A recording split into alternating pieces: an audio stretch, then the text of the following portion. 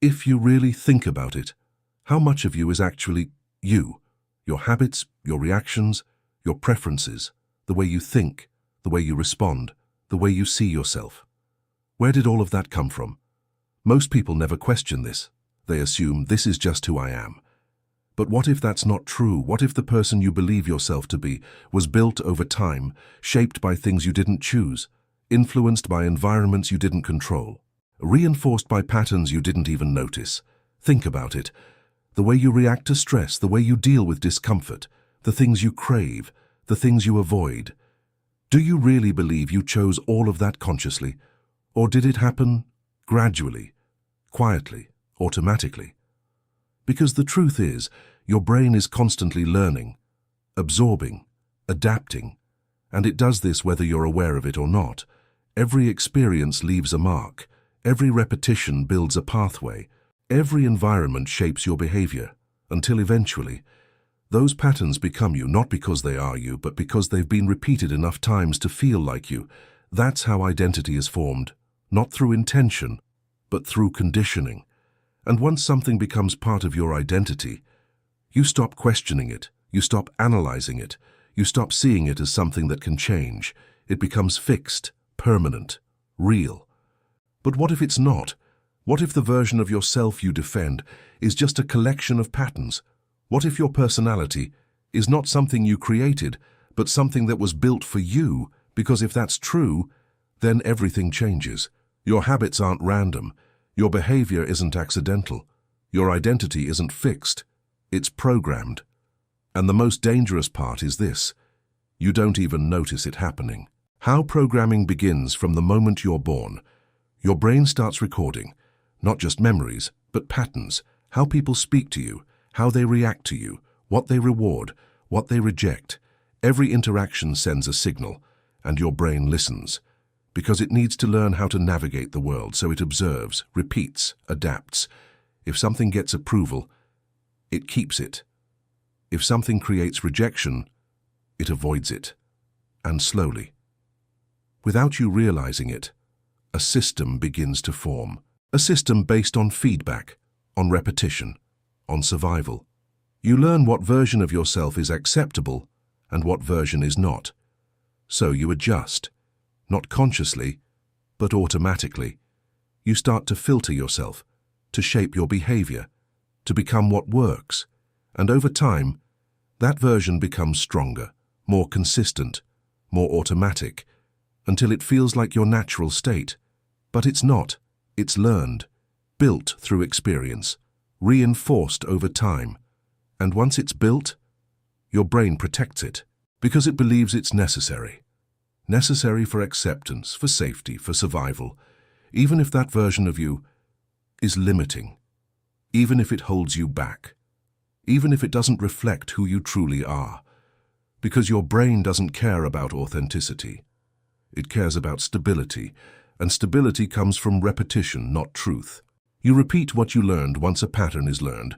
It doesn't stay in the past, it follows you, into your habits, your relationships, your decisions, because your brain doesn't reset, it reuses. It takes what it learned before and applies it again, even when the situation is different, even when the outcome is harmful. Because to your brain, it's familiar, and familiar feels safe. That's why people repeat the same mistakes. Not because they want to, but because they don't recognize the pattern. They think this time is different. But the behavior is the same, the reaction is the same, the outcome becomes the same, and the cycle continues because the programming hasn't changed, only the situation.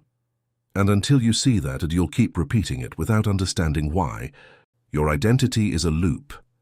Your identity feels stable, it feels consistent, predictable, familiar. That's why you say things like, "This is just who I am. I've always been like this. That's my personality." But have you ever stopped to question that? Because the feeling of stability can be misleading. What if your identity isn't something fixed, but something repeated? Think about how your brain works. Every time you respond to a situation in the same way, you reinforce that response. Every time you react with the same emotion, you strengthen that emotional pathway. Every time you think the same thoughts about yourself, You make those thoughts feel more real, and over time, those repetitions build something, a pattern, a loop, and eventually, that loop becomes your identity. Not because it's true, but because it's consistent. Your brain doesn't define you based on truth. It defines you based on repetition. What happens often feels real. What happens consistently, that feels permanent. That's why your identity feels so solid. Not because it is, but because it has been repeated so many times. And here's where it gets uncomfortable. If your identity is built through repetition, then it means something important. It's not fixed. It's reinforced, which also means it can be changed. But your brain doesn't like that idea, because your identity isn't just a label. It's a system your brain uses to predict your behavior, to maintain consistency, to avoid uncertainty. So when you act differently, even in a small way, but your brain notices, and it resists, it creates discomfort, doubt, internal tension, because you're stepping outside of the loop, and that feels unfamiliar, and unfamiliar feels unsafe. Even if that change is good for you, even if it's necessary, your brain doesn't evaluate change based on benefit. It evaluates it based on familiarity. So when you try to break a pattern, it doesn't feel like growth.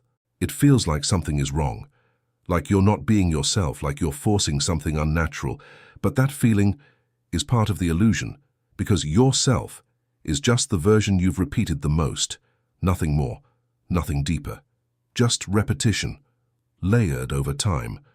That's why people struggle to change, not because they can't, but because every attempt to change feels like going against who they are, when in reality, they're just going against what they've repeated.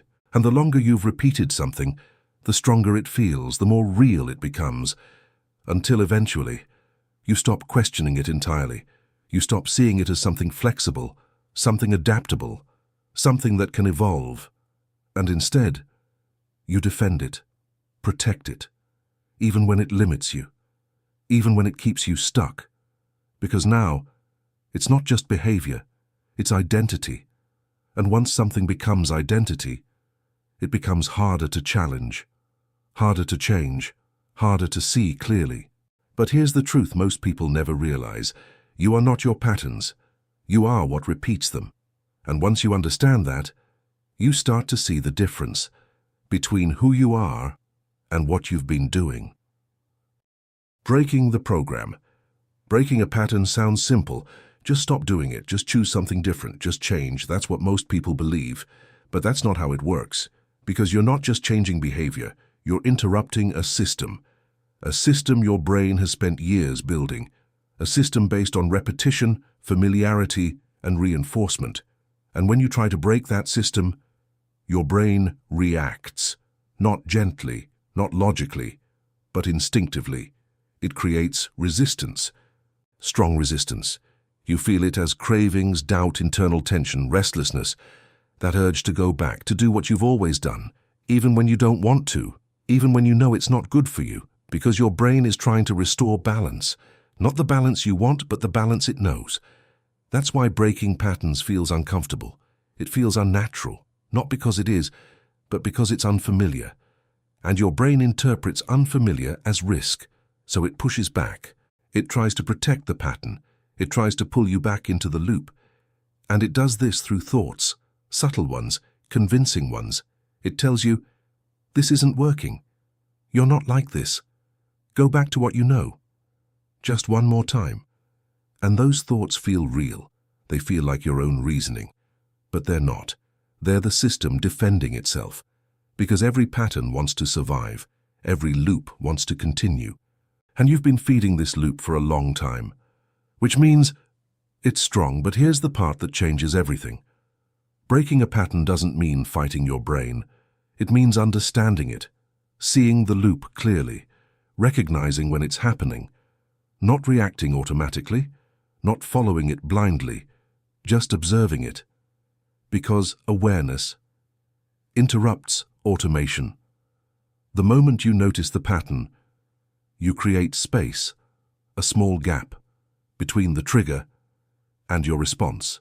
And inside that gap, there's something new, Choice, real choice, not the illusion of choice, not automatic behavior, but conscious decision. And that's where control begins, not in forcing yourself, not in trying harder, but in seeing clearly. Because once you see the loop, it loses power, not immediately, not completely, but enough. Enough to question it, enough to pause, enough to choose differently. And every time you choose differently, you weaken the old pattern and build a new one, slowly, gradually, through repetition, just like the old one was built. Because change isn't instant, it's layered, built the same way your identity was built, through repetition, through consistency, through awareness. And the more you repeat something new, the more it starts to feel natural, familiar, safe, until one day it becomes part of you, not because it always was, but because you repeated it enough. So now you see something most people never see. Not clearly, at least. Your habits, your reactions, your identity, they weren't randomly created. They were built, over time, through repetition, through influence, through patterns you didn't question, and those patterns became automatic. They became familiar, they became you, or at least, they felt like you. But now you understand something deeper. You are not your patterns. You are the one repeating them. And that changes everything. Because if you're the one repeating them, then you're also the one who can stop. Not instantly, not easily, but consciously. And that's the difference. Most people live their entire lives, running on patterns they never chose, repeating behaviors they don't understand, following loops they never question, because it feels normal, because it feels natural, because it feels like them. But now, that illusion is broken.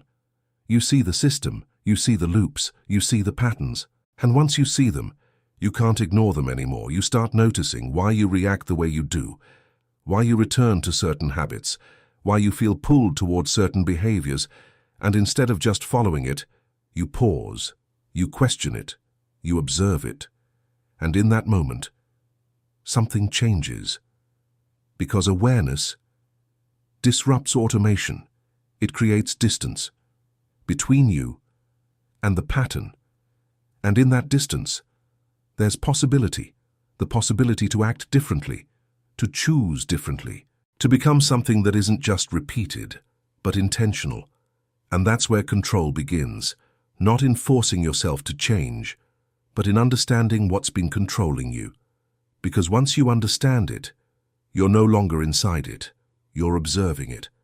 And that's the first step out of the loop, the first step out of repetition, the first step towards something new, not a new version of you, but a version that isn't running automatically, a version that sees, that understands, that chooses, and that is where everything changes.